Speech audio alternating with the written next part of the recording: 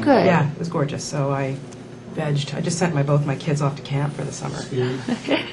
Nice. Just wait, you'll get there soon. I'm ready. Marcia, it looks like you just had far too much fun on this movie, so I think that they should take back your paycheck. Yeah, I agree. Isn't it fun when you can have fun on a film? And especially on a comedy when it's not just the main star who gets to be funny and everybody else has to sort of be supporting that vehicle. In this case, I felt like Bad News Bears tells a story, and in the story there's these characters, and each character in their own right has their own moments. And I think the writers really deserve the acknowledgement for that. Well, you did a great job. I mean, playing this uptight, Liz. Tell me about her. Do you relate to her at all? Do you make your own vinegar? I love her. I make my own blueberry jam. I make my own zucchini bread. We, wrap it and bow it and ship it out to friends and family. It's a process and it's insane, but my nieces and nephews love it. My niece is here, so I'm like, my nieces love it, don't they? I want to get on that list. It must be delicious. It's really fun, but it's a very Liz Whitewood kind of thing to do, to have a garden and have zucchini. Meantime, oh yes, I'm a full-time actress, and I have twins, and I have a 6-year-old, and da-da-da-da-da-da. So I identified with that about her, and I identified with that need and desire to do a lot and to learn Spanish. And I bring this ridiculous Spanish book with me everywhere I go, thinking I'm going to have 5 minutes to sit down and learn Spanish. I don't. Yeah. And I've caught myself on the cell phone being engaged in an activity with my daughter, but on the cell phone, and I think that's not engaged. And so you have to know that it's totally normal. Yeah. But if you're aware of it, then you don't become a Liz Whitewood who is righteous about it. Right. That it's okay to do that. She stopped listening at some point. Exactly. Okay, now, working opposite Billy Bob Thornton. How lucky are you? Isn't he gorgeous? He looked really good in this movie. He does look good. He's kind of easy on the eyes, but he's also a real gentleman. And when you spend a little time around him, you come to know that.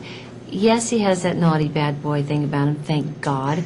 But also, he's got this southern charm and gentlemanliness and generosity. When he met my mother, it was yes, ma'am, and made sure that she had a seat and was taken care of. And that's just an awareness of other people and a gracefulness. And I absolutely think he has it. And doing the restaurant scene, the stuff that you had to say, the sexy scumbag and the whole thing, how many takes of that? It must have been quite the afternoon of takes.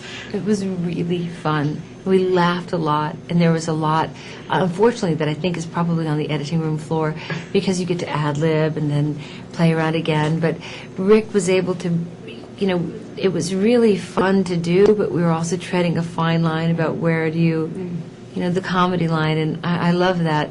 And I love it under Rick's guidance, because he can do something farcical, more like School of Rock. But the reason why I think it's so popular is because it's not downright slapstick.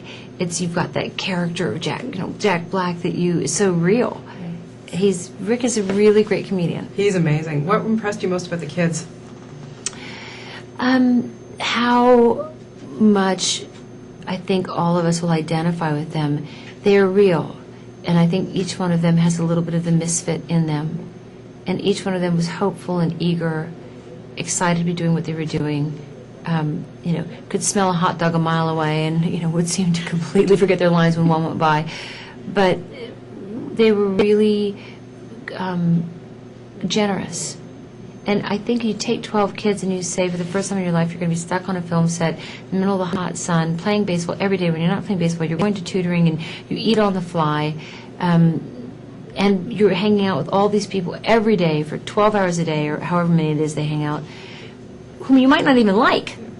And you have to get along. I love that. So to answer you in another way, I love their spirit. Yeah, well, you did another great job, and always a pleasure to talk to you. Thank you. Thank you so much. Thank you. Great.